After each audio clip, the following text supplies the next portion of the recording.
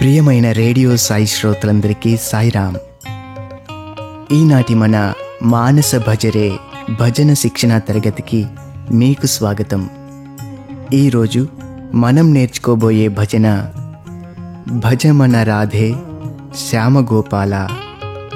ఈ భజనలో సాయినాథుణ్ణి మురళి మనోహరుడైన శ్యామగోపాలునిగా మనం కీర్తిస్తున్నాం. 4 పంక్తులు గల ఈ భజనను చక్కగా ఎలా పాడాలో ఈ రోజున మనం నేర్చుకుందాం. ముందుగా ఈ భజనలోని ఒక్కొక్క పదాన్ని ఎలా ఉచ్చరించాలో విందాం.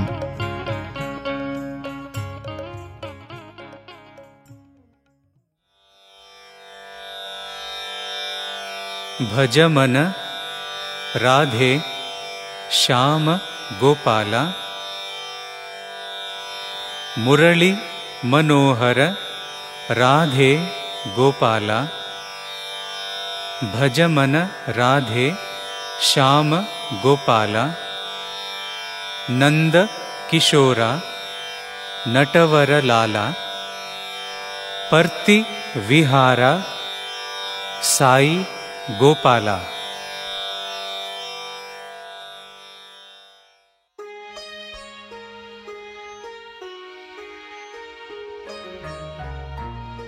ఈ భజన కర్ణాటక సంగీతంలో సింధు భైరవి రాగంలోని స్వరస్థానాలను కలిగి ఉంది.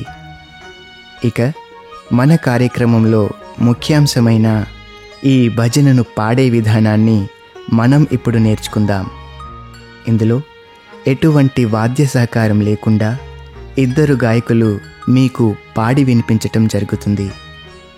మొదటి గాయకుడు పాడినప్పుడు శ్రద్ధగా విని 2వ గాయకునితో పాటు మీరు కూడా అనుసరించినట్లయితే సులువుగా ఈ భజనను నేర్చుకోవచ్చు.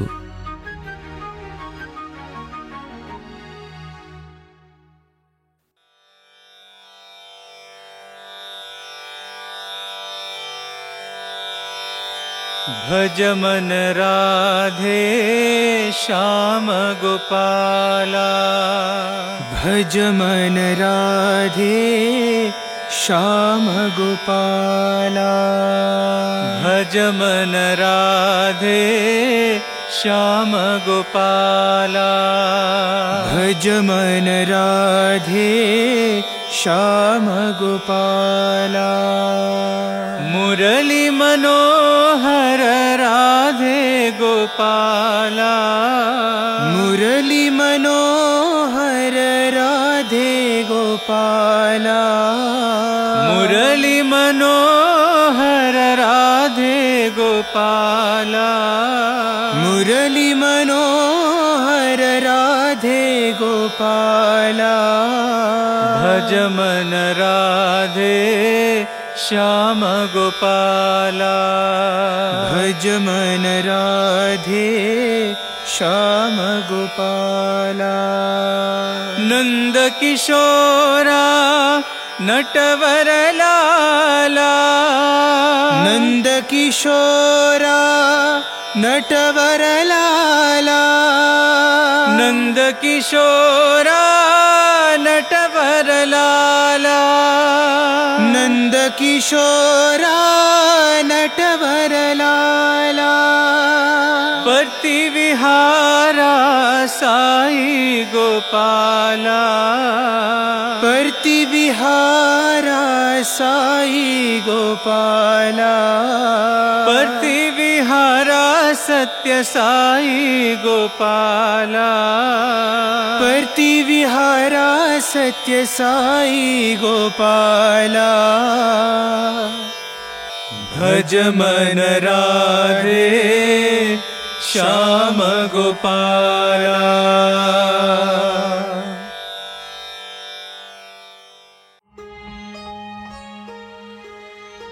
శ్రోతలందరూ చక్కగా అనుసరించారు కదా. ఇక ఈ కార్యక్రమంలో మరో ముఖ్యాంశమైన ఈ భజన యొక్క భావాన్ని మనం కొంత గమనిద్దాం. ఇందులోని మొదటి పంక్తి భజమన రాధే శ్యామగోపాల.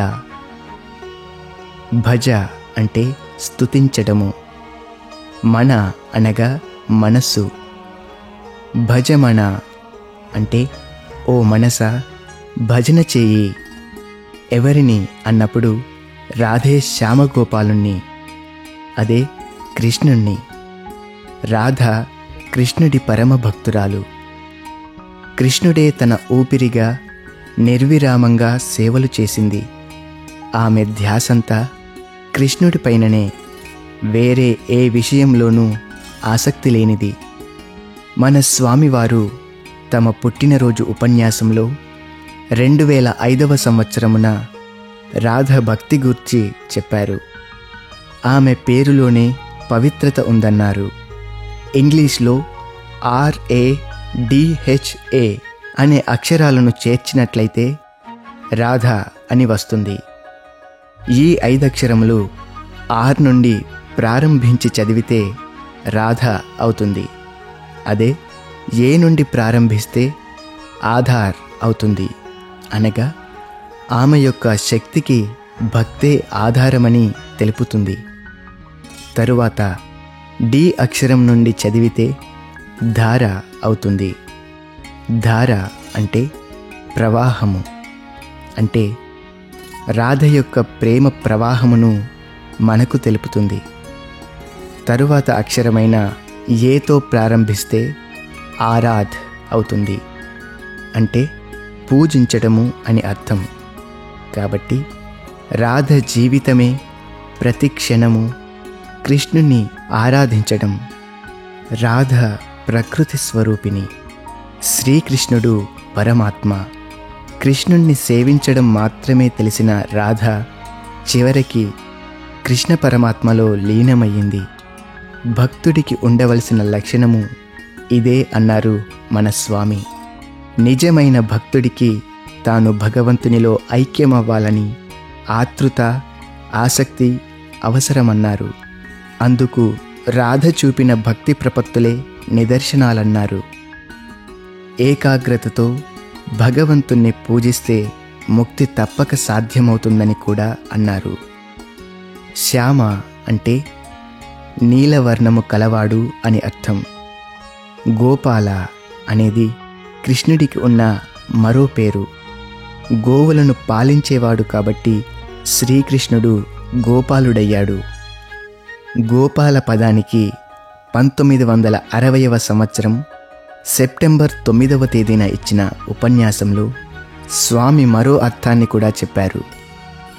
గోపాలలో గో అనగా జీవి లేదా వ్యక్తి అని, పాల అంటే సంరక్షించేవాడని అన్నారు. కాబట్టి జీవులను రక్షించి పోషించి కాపాడేవాడే గోపాలుడు. ఈ పూర్తి పంక్తికి అర్థం, ఓ మనసా కృష్ణుని ఎప్పుడూ భజింపుము. సర్వమును సృష్టించి పోషించి రక్షించేవాడు ఆయనే. నీలమేఘశ్యామ వర్ణము కల శ్రీకృష్ణుని యొక్క పరమ భక్తురాలైన రాధవలే ఎప్పుడూ కృష్ణుణ్ణి ధ్యానించి స్మరించి జీవితము సార్థకము గావించుకో అని భావము. తరువాతి పంక్తి, మురళి మనోహర రాధే గోపాల. మురళి అంటే వేణువు లేదా పిల్లన గ్రోవి. వెదురు కర్రకు రంధ్రములు చేసి దానిని నోటితో ఊదినప్పుడు గాలి రంధ్రముల ద్వారా లోనికి పోవుట వలన మధురమైన శబ్దములను బయటకి వినిపిస్తుంది. మనోహర అంటే మనస్సును వశము చేసుకునేవాడు అని భావము. మురళీ మనోహర అంటే నిజమైన భక్తుల హృదయాలను తన చేతిలో వేణువుగా చేసుకుని ఆనందసాగరంలో ముంచేవాడు, మునిగేవాడు శ్రీకృష్ణుడు. కృష్ణుడు మురళిని అతి మధురంగా వినిపించేవాడు. కృష్ణుడు వేణువును ఊదినప్పుడు కాలము కూడా స్తంభించేదట. కృష్ణుని వేణుగానము విని గోపాలురు, గోవులు తన్మయత్వము చెందేవారట. స్వామి మనకు పిల్లన గ్రోవి గురించి చెబుతూ మనకు అర్థమయ్యేటట్లు చాలా సున్నితంగా ఒక విషయాన్ని తెలిపారు. వేణువుకు లోపలి భాగమంతా ఖాళీగా ఉంటుంది, వంకరలేమీ లేకుండా ఉంటుంది. అలాగే మానవుడు అహంకారాన్ని దూరం చేసుకొని మనస్సును ఖాళీగా ఉంచుకోవాలన్నారు. ఎలాంటి వక్రబుద్ధులు లేకుండా నిర్మలంగా పెట్టుకోవాలన్నారు. అప్పుడు మురళి గానము వలె మన నుండి ఆనందము వెలుపలికి వస్తుందని అన్నారు. కనుక ఈ పంక్తిలో, ఓ కృష్ణ, నీ మధురమైన వేణునాదంతో అందరినీ మైమర్పించుతావు. జగద్రక్షకుడవైన నీవు మా అందరినీ నీ చేతిలోని మురళి వలె ఉపయోగించుకొని కాపాడు అని ప్రార్థిస్తున్నాం. 3వ పంక్తి, నందకిశోర నటవరలాల. ద్వాపర యుగంలో భగవంతుడు అవతరించి శ్రీకృష్ణునిగా కొలువబడినాడు. దేవకి వసుదేవులు కృష్ణునికి జన్మనిచ్చిన తల్లిదండ్రులు. పెంచి పెద్ద చేసి కృష్ణుని లీలలను అనుభవించిన వారు యశోదానందులు. నందుని ఇంటిలో కృష్ణుడు పెరిగినాడు కనుక నందకిశోరుడయ్యాడు. ముద్దు బిడ్డడైన కృష్ణుడు చిన్ననాటి నుండి అనేక లీలలను ప్రదర్శిస్తూ దివ్యనాటకంలో భాగంగా ఎంతోమంది దుష్టులను శిక్షించి భక్తులను రక్షించాడు. కాబట్టి కృష్ణుడు నటవరలాల అని పిలువబడ్డాడు. ఈ పంక్తికి అర్థం, నందుని ఇంట పెరిగి అందరినీ అమితంగా ఆకర్షించిన ఓ కృష్ణ, నీ లీలలను చూపి అందరినీ ఆశ్చర్యపరిచావు అని అర్థం. ఇక చివరి పంక్తి, పర్తి విహార సాయి గోపాల. పర్తి అంటే పుట్టపర్తి. పుట్టపర్తి భగవాన్ శ్రీ సత్యసాయి బాబా వారు జన్మించిన ఊరు. ప్రశాంతి నిలయం వారి ఆశ్రమం. భక్తులు సాయి భగవానుణ్ణి పుట్టపర్తి షట్చక్రవర్తి అని కీర్తిస్తారు. అన్నియూ తానై అన్నింటియందు రాజువలే ప్రకాశించేవారే మన స్వామి. పర్తి విహార అంటే పుట్టపర్తిలో విహరించే సాయి ప్రభు అని భావం. సాయి పదానికి ఇదివరకే మనం అర్థాలను తెలుసుకున్నాం. మరొక్క మారు కూడా గుర్తు చేసుకుందాం. సా ప్లస్ ఆయిలో సా అంటే దివ్యమైన, ఆయి అంటే మాత లేదా జనని. కాబట్టి సాయి మనందరికీ జగజ్జనని.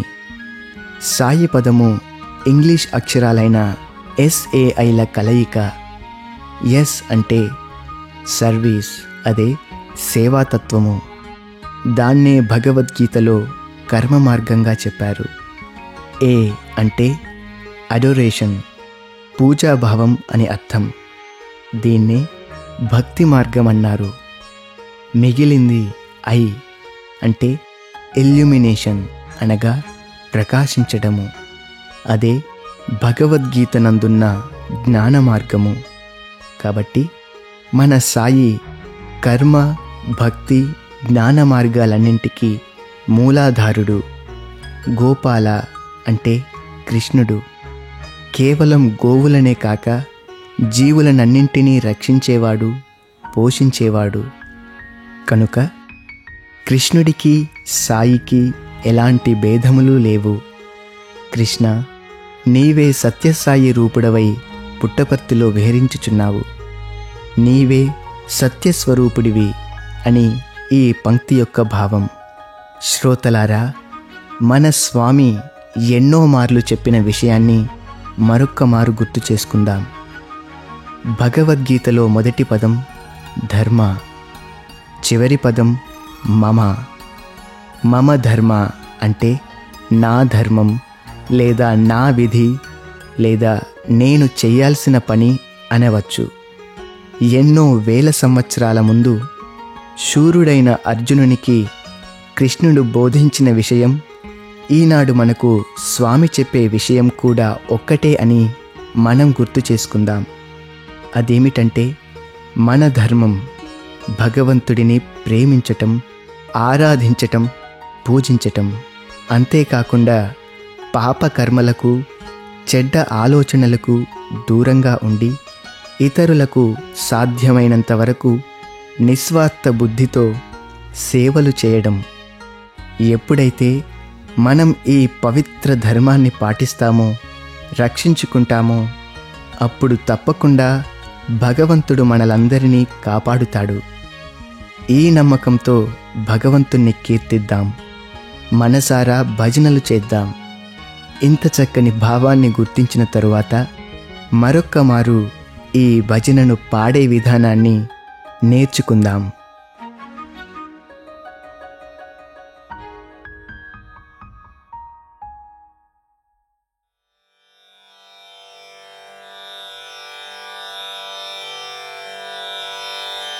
भज मन राधे श्याम गोपाला, भज मन राधे श्याम गोपाला, भज मन राधे श्याम गोपाला, भज मन राधे श्याम गोपाला, मुरली मनोहर राधे गोपाला, मुरली मनोहर राधे गोपाला, मुरली मनोहर राधे गोपाला, मुरली मनोहर राधे गोपाला, भज मन राधे श्याम गोपाला, भज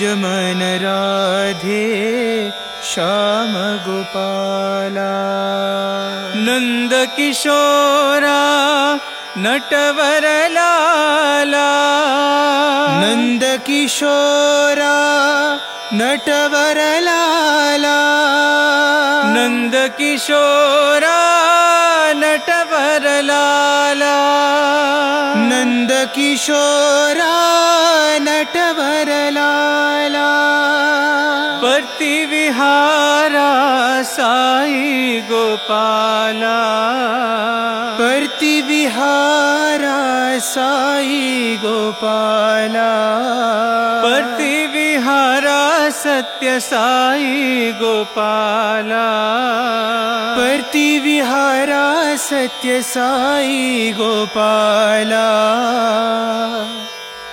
भज मन राधे श्याम गोपाला.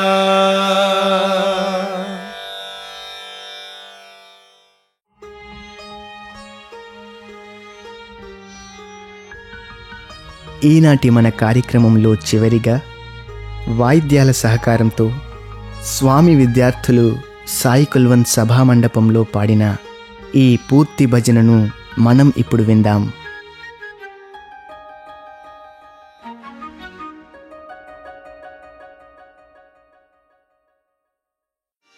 भज मन राधे श्याम गोपाला,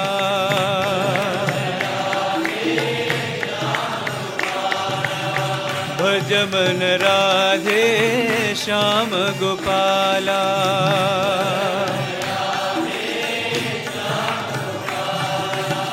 मुरली मनोहर राधे गोपाला,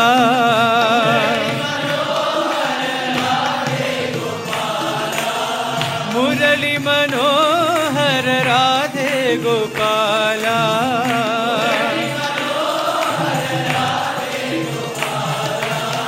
भज मन राधे श्याम गोपाला,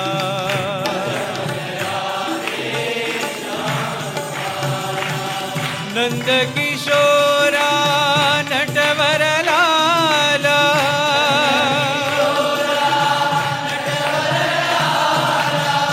नंद किशोरा नटवर लाला,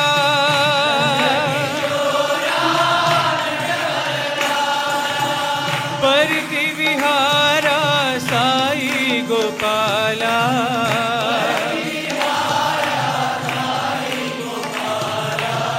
परति विहारा प्रभु साई गोपाला,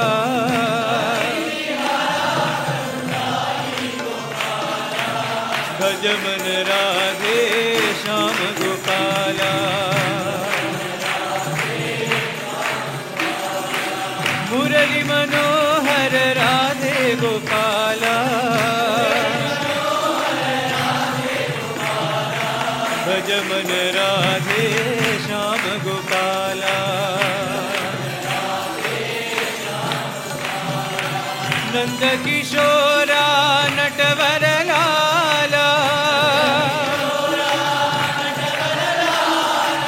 नंद किशोरा नटवर लाला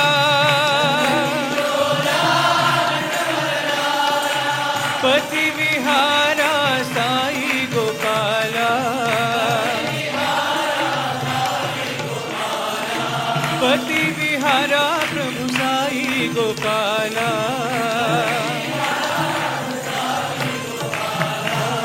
भज मन